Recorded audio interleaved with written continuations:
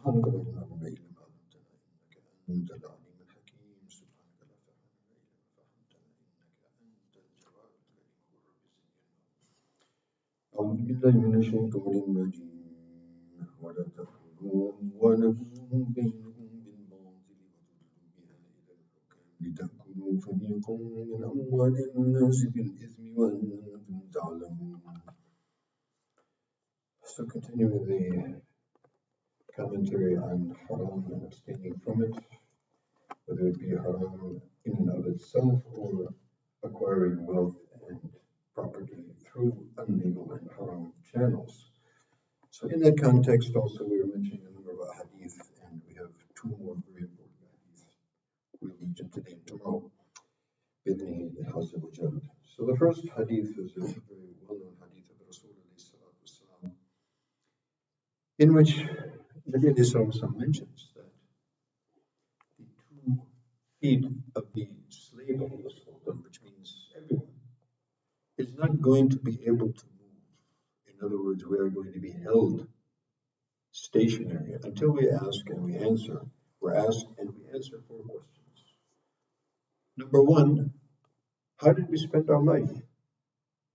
What was our object? And obviously, a human being spends his life according to his objective. And we've mentioned again and again, we have to continuously remind ourselves that our object of being in this world is, as Allah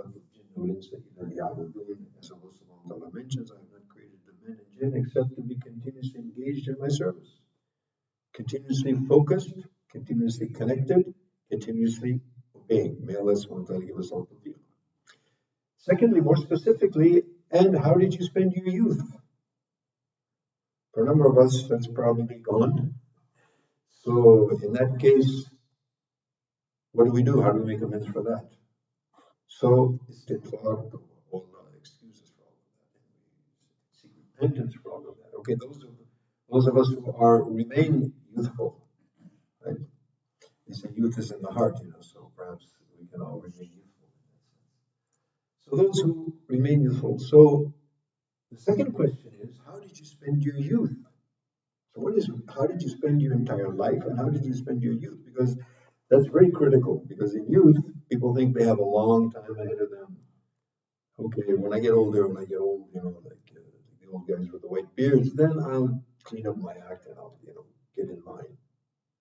So therefore, spending the youth in the service of Allah is just a huge issue, and it's a huge wealth, and therefore the youth who are going to spend their life in the service of Allah subhanahu wa ta'ala, in obedience of Allah subhanahu wa ta'ala, then Nabi mentions that they are among those 7 categories that are going to be under the shade of Allah subhanahu wa ta'ala's throne on the day of Qiyamah. So how did you spend your youth? And then now, particularly concerning the issue at hand, where did you earn your wealth and how did you spend it? Where did you earn? So, as I probably mentioned several times, that many of us are concerned with where we earn, but we don't seem to be much concerned about where we spend. So it's not only where we earn, but on what do we spend? Do we spend in moderation? Where it's necessary? Are we extravagant? Do we waste? So we're going to be asked for everything that we earn and everything that we spend. And then the most dangerous and probably the most frightening of all is, how did you act on that knowledge that you had? Now this is not just for ulama, by the way. We all know many things about Islam, alhamdulillah. But how much of that actually are we able to implement and put into practice? We're going to be asked about that. So some of the companions and some of the great tabi'in, when they used to hear this, when they used to relate this hadith, they used to fall down, unconscious, with the realization that how, serious and how, consequential this is going to all be, particularly the last question. So may Allah give us all tawfiq, keep that in mind. There's 4 questions. How did you spend your life? How did you spend your youth? Where did you get your money and where did you spend it? How did you act on the knowledge that Allah has given you? May Allah give us tawfiq to understand and implement. Ameen.